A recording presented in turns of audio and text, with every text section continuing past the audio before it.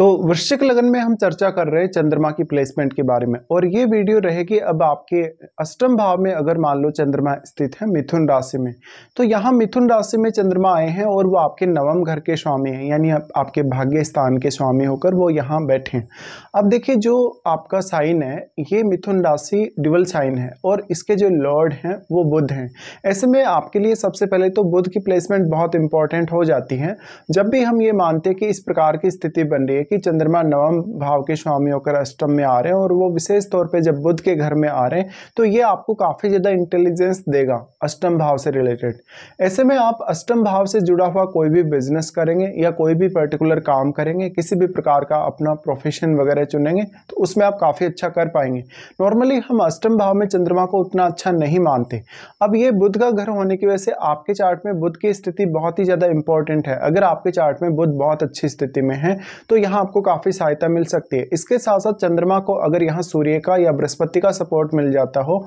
तो ये आपके लिए बहुत ही ज्यादा विशेष हो जाएगा प्लेसमेंट। अब क्योंकि नवम भाव के स्वामी यहाँ आ रहे हैं तो नवम भाव से जुड़े हुए मामलों में अब आप काफी तेजी से आगे बढ़ सकेंगे अष्टम भाव का प्रयोग करते हुए। ऐसे में आपका हायर स्टडीज बहुत अच्छा हो सकता है, आप रिसर्च वगैरह बहुत अच्छा कर सकते हैं, या ऐसा जो चंद्रमा है वो आपके मन को काफी डीप बनाएगा। डीप बनाने की वजह से हमेशा आपके लिए कोई भी जटिल से जटिल समस्या का समाधान खोजना या कोई भी जटिल समस्या के लिए कोई बहुत बड़ा रिसर्च करना भी आसान होगा। ऐसा जो चंद्रमा है वो आपको लेकिन रिश्तों को लेके उतना अच्छा नहीं है। जिस भी आप रिश्ते के बारे में सोचते हैं, जैसे विशेष तौर पे अपनी मदर के साथ, अपने जो आपके जीवन साथी हैं उनके साथ रिश्तों को लेके, या बाकी जो भी आपके फैमिली से जुड़े हुए रिश्ते हैं या आपके कोई फ्रेंड लोग हैं, क्योंकि देखिए ये चंद्रमा जो है वो भावनाओं को रिप्रेजेंट करते हैं, इमोशंस को रिप्रेजेंट करते हैं। और अष्टम भाव का चंद्रमा हो किसी भी जातक का तो वहाँ आपकी भावनाएं छुपी की छुपी रह जाती हैं। अक्सर आप या तो बताना नहीं चाहते दूसरों के सामने या फिर आप खुल के नहीं आ पाते कभी भी।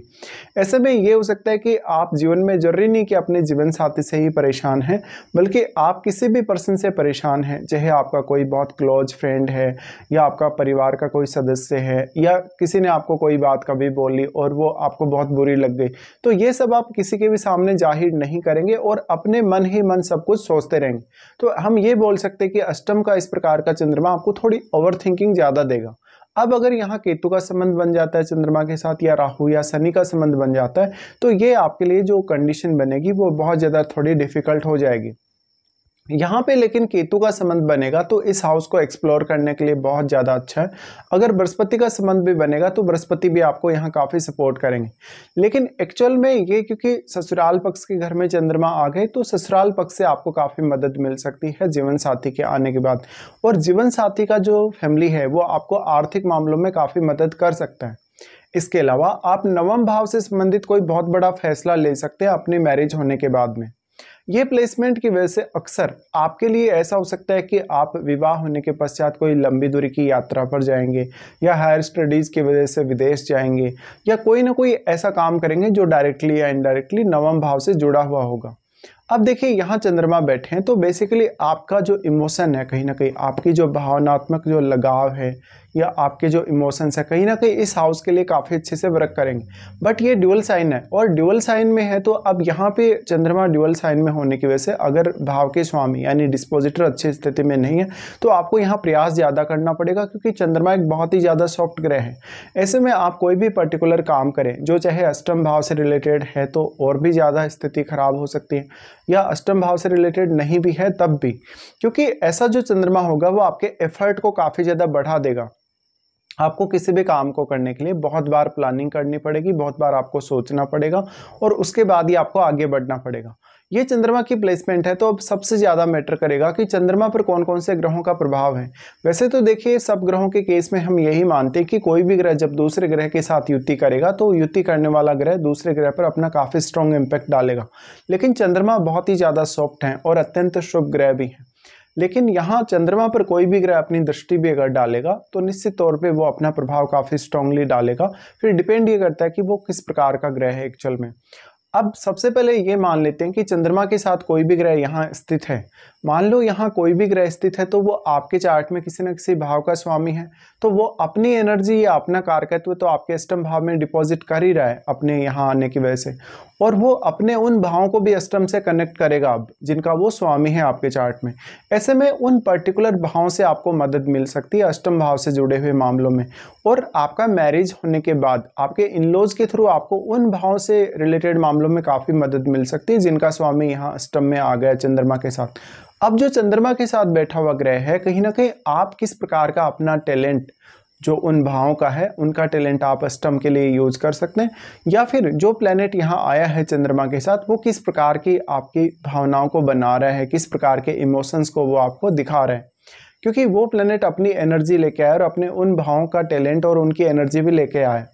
ऐसी स्थिति में वो प्लेनेट आपके सोचने समझने, आपके व्यवहार, आपकी मैरिड लाइफ और आपके मैरिज के बाद की आपके ओवरऑल जीवन को काफ़ी प्रभावित करेगा, और आपकी लाइफ में वो कहीं ना कहीं बहुत सारे वैल्यूज़ भी लाएगा अलग अलग प्रकार से। जैसे आपने कोई भी पैसा इन्वेस्ट किया, या आपने कोई प्रॉपर्टी वगैरह परचेज किया, या आपके पास जो भी इनकम सोर्सेज होंगे, भले ही वो इनकम सोर्सेज किसी भी प्रकार के हैं, लेकिन उनसे आपको रेगुलर कुछ ना कुछ इनकम होती रहे, क्योंकि अष्टम भाव है वो हिडन गेन का है या हिडन इनकम का है।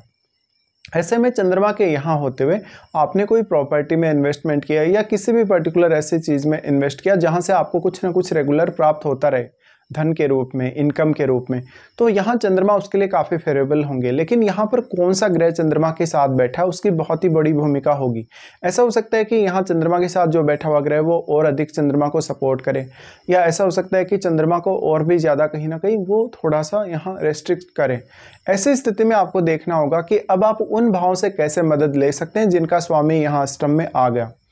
अब जो अष्टम भाव है वो बहुत ज़्यादा डीप है। ऐसे में आपको जो भी प्लेनेट यहाँ बैठेगा वो आपके रिसर्च करने की क्षमता, किसी भी विषय पर बहुत गहराई से सोचने या समझने की क्षमता को बहुत इम्पेक्ट करेगा, और आपका मैरिज होने के बाद आपके जो रिश्ते हैं अपने जीवन साथी से तो आपके रिश्ते हैं ही हैं, लेकिन आपके इनलॉज के साथ रिश्ते पर भी वो बहुत गहरा प्रभाव डालेगा। अक्सर हम ये मानते हैं कि चंद्रमा के साथ कोई बहुत एग्रेसिव ग्रह अगर बैठता है तो उसी प्रकार से आपका एग्रेशन बढ़ जाएगा, लेकिन अगर चंद्रमा के साथ कोई शुभ ग्रह बैठेगा तो आपको उतना ही ज़्यादा फायदा होने के चांसेस होंगे। पर चंद्रमा एक बहुत ज़्यादा सॉफ्ट ग्रह होने की वजह से हमेशा जब भी 6, 8, 12 में चंद्रमा बैठेंगे तो वहाँ आपको एफर्ट हमेशा ही ज़्यादा करना पड़ेगा। अब क्योंकि आप नवम भाव से संबंधित रिजल्ट्स यहाँ से अष्टम भाव के थ्रू प्राप्त करेंगे अपने जीवन में, बट आपके नवम भाव में बैठे हुए ग्रह का रोल भी उतना ही ज़्यादा अहम है, क्योंकि आपके चार्ट में नवम भाव में जो प्लेनेट बैठा है वो आपके चार्ट में किसी न किसी भाव का स्वामी है, और वो उन भावों का स्वामी होकर यहाँ आया है आपके नवम भाव में, तो वो अपना कारकत्व तो यहाँ डिपॉजिट कर ही रहा है, और वो साथ साथ में अपने उन भावों की एनर्जी भी यहाँ लाएगा जिनका वो स्वामी है। ऐसी स्थिति में निश्चित तौर पर आपको उन भावों से किस प्रकार से मदद लेनी चाहिए या किस प्रकार से आपको मदद मिल सकती है ये आपको देखना होगा। नॉर्मली हम ये मानते हैं कि कोई भी ग्रह जब इस प्रकार से नवम भाव में बैठा है तो उसकी यहाँ उपस्थिति बहुत ही ज़्यादा इंपॉर्टेंट है, क्योंकि ये भाग्य स्थान है और वो आपके भाग्य को और आपके ओवरऑल जीवन में भाग्य के कहीं ना कहीं सपोर्ट को कैसे प्रभावित करेगा ये आपको देखना चाहिए। अगर वो प्लैनेट यहाँ चंद्रमा के साथ मित्रवत है तो वो ज़्यादातर केस में आपके भाग्य पर काफ़ी पॉजिटिव प्रभाव डालेगा। अब जो चंद्रमा यहाँ आ गए अष्टम में, देखिए वैसे तो अष्टम के स्वामी बुध हैं, और बुध अगर यहाँ किसी भी तरीके से संबंध बना रहे हैं आपके अष्टम भाव से, जैसे दृष्टि संबंध है या किसी भी प्रकार से, तो निश्चित तौर पे आपके लिए हेल्प बहुत ज़्यादा होगी। और अगर बुध का ही कोई मित्र ग्रह यहाँ अगर प्रभाव डालेगा अष्टम पर तो भी कहीं ना कहीं यहाँ प्रभाव उसका अच्छा होगा। बट एक्चुअल में आपको काम कौन सा करना है, आपको हायर स्टडीज़ के लिए जाना है, आपको अपने लिए कुछ हिडन इनकम सोर्स ढूंढने हैं, या कोई भी पर्टिकुलर काम जिसके लिए आप अपना फैसला लेने वाले हो, देखिए ऐसा चंद्रमा आपको बहुत ज़्यादा स्टेबल नहीं होने देगा कभी भी। शुरुआत में तो आपको बहुत ज़्यादा दिक्कतें आएंगी, ये मेनली दिक्कतें आएंगी आपके आर्थिक स्थिति को लेके, क्योंकि ऐसा चंद्रमा आपके दूसरे घर को प्रभावित कर रहा है, यहाँ से वो दूसरे घर पर दृष्टि डाल रहा है, तो आपकी फैमिली के साथ आपके रिश्ते और आपके इन-लॉज के साथ आपके रिश्ते कहीं ना कहीं बहुत ही स्ट्रांगली जुड़े हुए होंगे, और रिश्तों में थोड़ा सा भी अगर प्रॉब्लम आता है तो इसका डायरेक्टली असर पड़ेगा आपके आर्थिक स्थिति पे। अब अपनी फैमिली के लिए आप कितने ज़्यादा डेडिकेटेड हैं और अपनी फैमिली के लिए आप किस प्रकार से फैसले लेने वाले हैं, अष्टम भाव के थ्रू किस प्रकार से अपनी फैमिली को आप गेन करवाने वाले हैं, इसका बहुत मेजर इंपैक्ट चंद्रमा के थ्रू आपके चार्ट में पड़ेगा। अब जो चंद्रमा एस्पेक्ट कर रहे हैं आपके वाणी स्थान पर ये दृष्टि डाल रहे हैं, ऐसे में आप अष्टम के बहुत सारे अनुभवों को लोगों के सामने साझा कर सकते हैं। और अष्टम भाव के थ्रू जो भी आप इनकम सोर्स अपने लिए खोजेंगे, कहीं ना कहीं उसमें काफ़ी उतार चढ़ाव रह सकते हैं। अगर यहाँ राहु केतु का संबंध है चंद्रमा के साथ या शनि का संबंध है, तो ये थोड़ा आपके लिए ज़्यादा ही डिफिकल्ट हो जाएगा। आप मनी मैटर्स में या कोई भी इन्वेस्टमेंट के मैटर में ऐसी जगह इन्वेस्टमेंट ना करें जहाँ पर आपको बहुत ज़्यादा रिस्क रहता है या उसकी वजह से आपको ज़्यादातर चिंता रहे।